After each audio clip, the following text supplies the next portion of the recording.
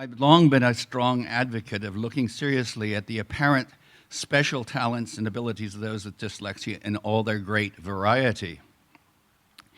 But as a dyslexic from a family of artists and engineers, I saw from the earliest days talents were as well as difficulties. Even though dyslexics have trouble in school, and they can often be very good at something else. And this is frequently, almost always, ignored.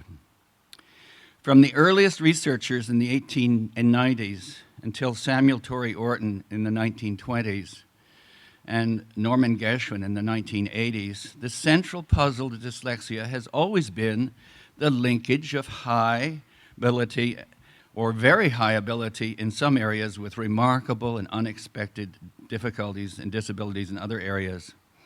For more than a century, we have recognized this pattern, but we have generally focused only on one aspect.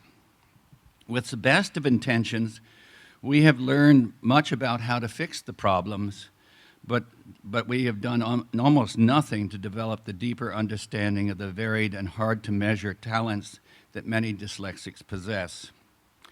However, highly successful dyslexics, including Nobel Prize winners, nearly always say that their accomplishments and special ways of seeing come directly from their dyslexia, not in spite of their dyslexia. I believe that we should take them at their word and give credence to what they say. Most professionals in the field agree that talents are important, but eventually they almost always focus exclusively on the serious business of reading and academic remediation alone. We need to change this now. As a dyslexic myself, I feel a growing sense of personal responsibility to dyslexics as a group. I feel the need to substantially change the course of what we're trying to do within the field.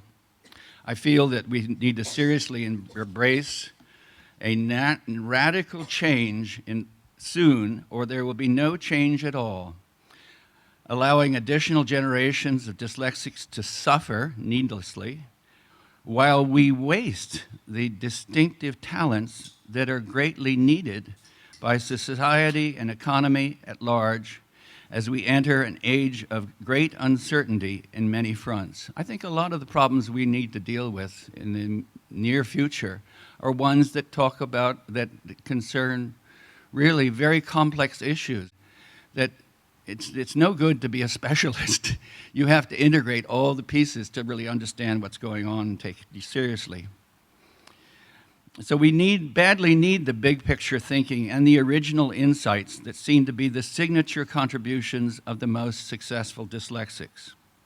Accordingly, I believe it's time to take serious about trying to understand the talents of dyslexics to do the other half of the job. I believe it is time to think about building a bold and ambitious plan of action within research institutes, private foundations, universities, creative technology companies, and appropriate government agencies that will focus primarily on talents. The major intent of these initiatives will be to build programs with the primary focus of understanding and developing the strengths rather than mainly focusing on remarkable weaknesses. We need to develop a new set of assessment tools to identify and measure these talents. In my own personal story may be useful. The beginning is familiar. The little boy could hardly read at all for the first 3 or 4 years of primary school and struggled for many years to keep up. For a long time, his greatest ambition was not to be at the bottom of the class. Gradually, however, as the curriculum changed from rote memorization to larger concepts and logical thinking, the little boy began to see he could do easily things that his classmate had trouble with. And he could sometimes see quickly things that they did not see. Over time, to his amazement, this little boy became the author of books about dyslexia and visual talents and emerging computer graphic technologies. His writing led to invitations to give many talks, including talks in 17 foreign countries. And his first book was translated into 3 languages, not German or Spanish or French, but Japanese, Chinese, and Korean. And Is there a message there? To his surprise and to his delight of his publisher, over time his first book became a classic, an evergreen, as they say in the trade, a book that never stops selling. I was happy as a child. I have been happier every year since I became a man, but this interlude of school made a somber gray patch upon the chart of my journey. All of my contemporaries and even younger boys seemed in every way better adapted to the conditions of our little world. They were far better at both the games and the lessons. It is not pleasant to feel oneself so completely outclassed and left behind at the beginning of the race. These are not my words. However, these words perfectly reflect my own feelings through most of my early education. These are the words of Winston Churchill, writing in 1930 of his own early life. The field of dyslexia is full of paradoxes and puzzles. One of the greatest of these is that the student who seems most dumb in the early years of education can be among the most capable and successful later on in higher education and work, especially when the work is creative and innovative, involving the ability to ponder for long periods of time, to think deeply and see patterns that others do not see. As one highly successful dyslexic pointed out here, it was Jack Horner in the back. It's not hard for dyslexics to think out of the box because in many ways they have never been in the box.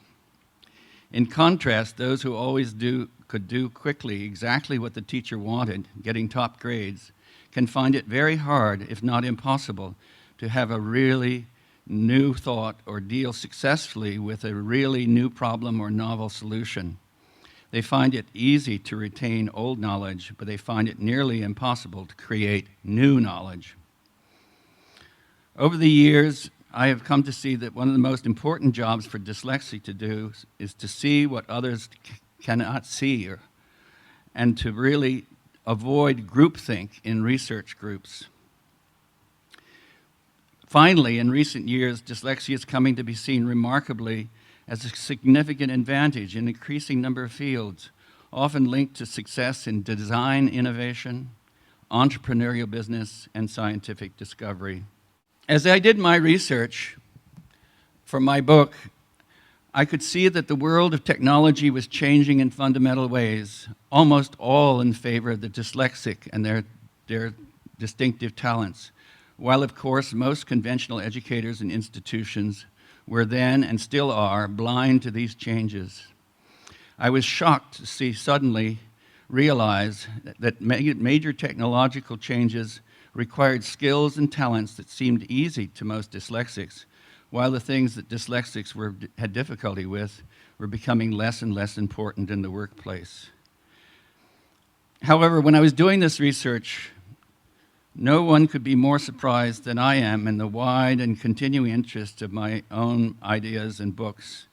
And as I started my book research long ago, it was more than a small comfort to me to know that Winston Churchill, for all his major achievements as a leader in time of crisis, also once had been at the bottom of the class, feeling completely outclassed and left behind at the beginning of the race. Thank you.